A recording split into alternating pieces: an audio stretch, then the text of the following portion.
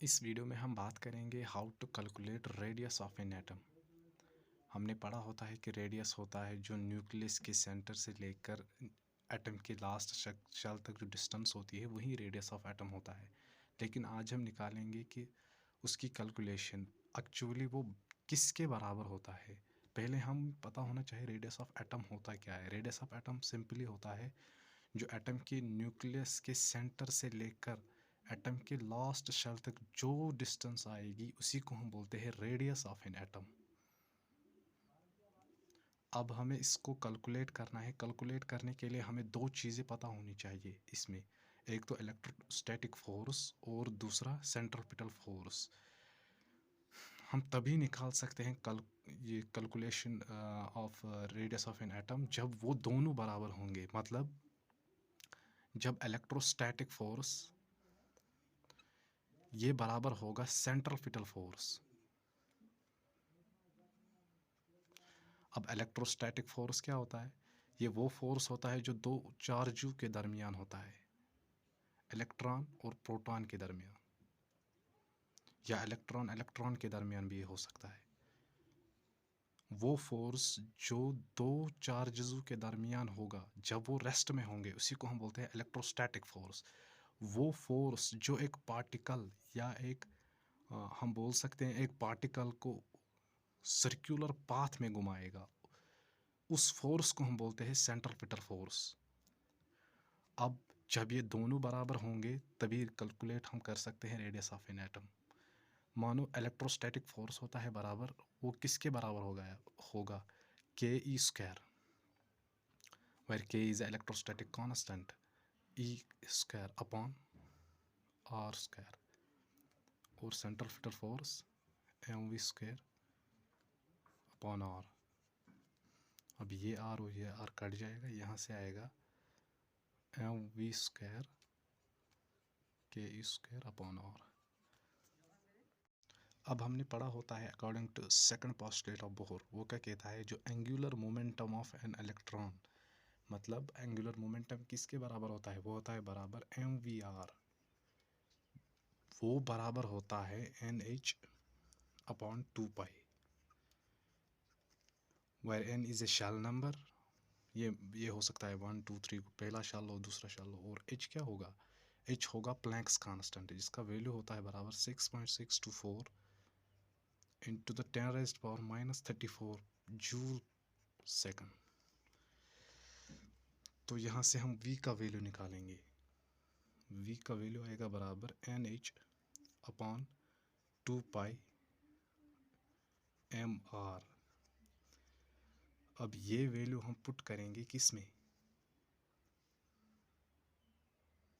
इसमें v की जगह। तो जब हम इसमें पुट करेंगे तो हमें आएगा m, v की जगह हम पुट करेंगे एन एच अपॉन 2 पाई एम आर का स्क्वायर। अब यहाँ से आएगा के स्क्वायर अपॉन आर। जब हम इसको स्क्वायरिंग करेंगे तो यह आएगा m n square h square upon में आएगा इसका स्क्वायर 2 का 4 pi square m square r square, और यहाँ से आएगा के स्क्वायर अपॉन आर। अब यहाँ से आर और एक आर गए। अब यहाँ से हम निकाल सकते हैं आर, यहाँ से आएगा m n square h square upon 4 pi square m square r. यहाँ क्या बचा? के ई स्क्वायर। अब आर को हम यहाँ पर लेंगे और इसको नीचे, तो यहाँ से आएगा आर किसके बराबर? यहाँ से एम और एम कटेगा, तो यहाँ से आएगा n square h square upon 4 pi square m k e square. ये रहा रेडियस ऑफ एन एटम, मगर किस एटम का? जो सूटेबल होगा। हमें required equation I r is equal to n square h square upon 4 pi square m k e square. अब N क्या होता है? ये होता है number of shells, number of shells. और एच को हम बोलते हैं प्लैंक्स कांस्टेंट। प्लैंक्स कांस्टेंट का value 6.634624 into the 10⁻³ joule second. अब यहाँ से बचा पाई का वैल्यू, हमें पता है पाई का वैल्यू होता है, हम लेंगे 3.14 अप्रॉक्सीमेट। और mass of electron 9.1 into the 10⁻⁻18 kilogram. और के होता है इलेक्ट्रोस्टैटिक कांस्टेंट और ई होता है चार्ज ऑन एन इलेक्ट्रॉन। तो जब हम इसका वैल्यू पुट करेंगे, एन की जगह मानो हम फर्स्ट शेल निकालेंगे, फर्स्ट शेल से लेकर न्यूक्लियस के सेंटर तक कितनी डिस्टेंस होगी, तो ये होगा 1, एच की जगह 6.624 into the 10⁻⁻34 joule second, upon में आएगा 4 इंटू